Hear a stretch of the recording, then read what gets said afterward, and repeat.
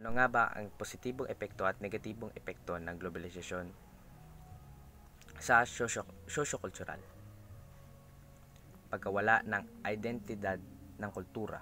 Ang globalisasyon ay maaaring magdulot ng pagkawala ng identidad ng kultura ng mga bansa dahil sa mga impluwensya ng mga dayong kultura. Pagbabago sa tradisyon. Ang globalisasyon ay maaaring magdulot ng pagbabago sa mga tradisyon at kaugalian ng mga bansa. Pagtaas ng homogenisasyon.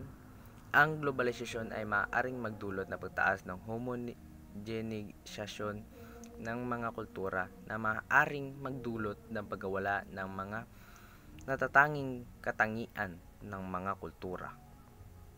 Pagkawala ng mga wika. Ang globalisasyon ay maaaring magdulot ng pagkawala ng mga wika ng mga bansa dahil sa pagtaas ng paggamit ng wikang pandaigdig tulad ng Ingles. Pagkawala ng mga ritual at seremonya.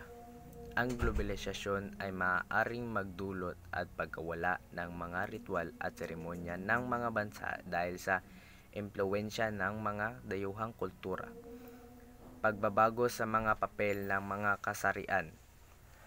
Ang globalisasyon ay maaaring magdulot ng pagbabago sa mga papel ng mga kasarian sa mga lipunan. Pagtaas ng komersyalisasyon.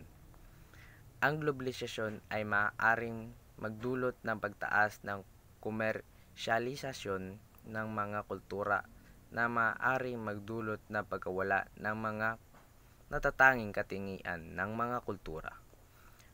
Pagkawala ng mga tradisyon at pamamaraan.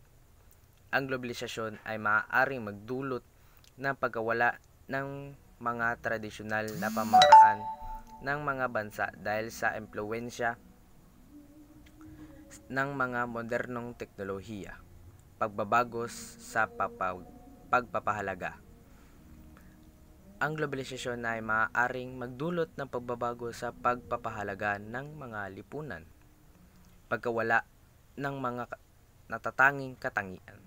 Ang globalisasyon ay maaaring magdulot ng pagkawala ng mga natatanging katangian ng mga kultura ng mga bansa. Positibong epekto ng globalisasyon sa sosyo-kultural. Pagpapalitan ng kultura. Ang globalisasyon ay maaaring magdulot ng papapalitan ng kultura sa pamamagitan ng mga bansa na maaaring magdulot ng pagtaas ng pag-unawa at respeto sa mga iba't ibang kultura. Pagtaas ng pagkakaisa. Ang globalisasyon ay maaaring magdulot ng pagtaas ng pagkakaisa ng mga bansa at mga lipunan sa buong mundo. Pagpapalawak ng mga oportunidad. Ang globalisasyon ay maaaring magdulot ng papalawak ng mga oportunidad sa mga tao sa buong mundo tulad ng pagtaas ng akses sa edukasyon at trabaho. Pagtaas ng pagkakaibigan. Ang globalisasyon ay maaaring magdulot ng pagtaas ng pagkakaibigan at pagtutulungan sa pagitan ng mga bansa at mga lipunan. Pagpapalaganap ng mga ideya. Ang globalisasyon ay maaaring magdulot ng papalaganap ng mga ideya at mga teknolohiya sa pagitan ng mga bansa.